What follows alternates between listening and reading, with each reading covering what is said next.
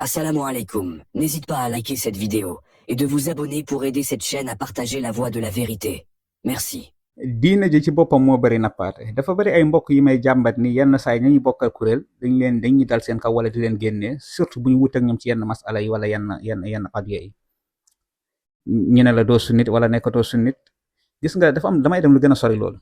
gis nga diine du ay xaraka du ay mouvement du ay association gis nga balaa ngaa adhéré benn kuréel ci kuréel yi nekk fii da ngay nekk jullit ba noppi nga doog a xool nag ndax école mutasawwifa yi ngay topp wala école salafi yi ngay topp wala école chiite yi ngay topp wala école maturidiya yi ngay topp loolu après lay ñëw après ba nga nekkee jullit lay ñëw. beneen ba ca topp yenn saay surtout soxna yi man message yi ma siy jot lu ci gën a bëri ay soxna la ñuy doon ndeysaan gis nga ki lay naan dundoo sunna wala nekkoo ci sunna moom xanaa xamul ni loolu mu tuddee moom kuréel boobu mu tuddee boppam baatu ahlu sunna bidaa la comme ni baatu tasawuf nekkee bidaa wala xamul loolu.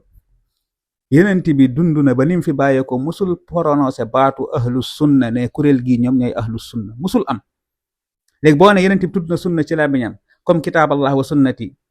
waaye yenent bi nee na kitaaballah wa itrati te ñaari riwaay yëpp yi wér la te sax kitaaballah wa itrati sax moo gën a wér loolu nag maa ngi xaar ba kenn xatraayu ci maa ngi ciy def kum mën a doon loolu beneen débat la léegi nag xam nga mbir mi nu mel def mel ni ab tiijaan bu taxaw mu ne la ku nekkul tiijaan rek nekkoo mutasawifa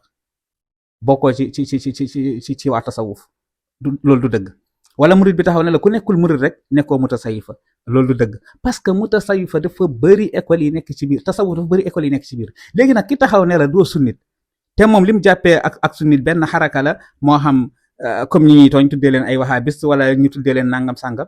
moom loolu xaraka boobu ci loolu mu nekk kuréelam boobu cercle am bu ndaw boobu mu nekk bu la ci génnee yaa axi bul mer santal yàlla man alquran ak sunna laay dund tënkuuma ci benn association yi nekk fii nii ay association la rek da ngay nekk jullit ba noppi fexe tënk sa dund ci alquran ak sunna bu set wicc te alquran ak sunna bu set wicc suñ ko waxee du benn kuréel leeraloon naa ko ci sama vidéo boobu ma doon def ci ñan ñooy ahlu sunna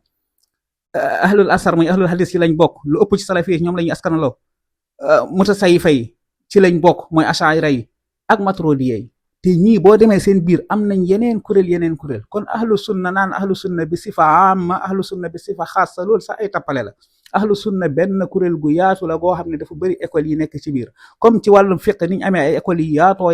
noonu la ci wàllum pas-pas lañ amee ay écoles yi yaatoo yoo xam ne benn bokk ci ak sa morom te ñoom ñëpp seen delluwaay alquran ak sunna la léegi nag soit 10 ans ñi créé fii ne ahlu sunna lañ créé seen mbooloo buñ la ci génnee yaa axi man waxuma la sax na nga ñëw ci man yow sama jigéen yow sama rak yow sama mag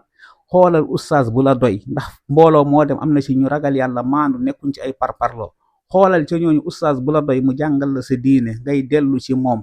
fexe lépp looy defaka wax nga teg ko ci xam-xam tënkal sa dund ci loolu te bañ a faale kenn koo xam ne mu ngi lay jéem a diaboliser wala di la jéem a génne ci diine yenn saay nag ndeysaan am na ñoo xam ne dañoo ragal wéet ndeysaan foog ñu bokk ci ay association foog ñu dem nii foog daf mel ni rek murid boo xam ne xëy na demul màggal nga bëgg koo génne ci murid gi wala murid wala tijaan boo xam ne demul gàmm nga bëgg koo génne ci tijaan yetu gi yaa axi loolu taxu koo génne ci tijaan yetu gi wala taxu koo génne ci murid gi ahlu sunna tamit seen conférence yi wala seen ndaje yi nii wala bokkoo ci seen association yi wala boog wuti nañ ak yow ci mel ne masala taxul nga génn ci ahlu sunna wal jamaa man Seydina Ali bari maa la wax lii kon nag bu leen ragal wéet ci dëgg encore une fois diine du ay association du ay xaraka du ay mouvement pas-pas la jëf ak wax fexe li ngay jëf ak wax dëppale ko ak lu suñu borom gërëm ak ni ko yonent bi jàngale point à la ligne école yi nag dañoo bari te wute lii mooy vidéo boo xam ne xëy na mooy première partie bi incha allah dinañ defaat vidéo spéciale ci lu mel ni leeral ko yenn mbokk yi wasalaamualeykum wa rahmatullahi wa barakaatu.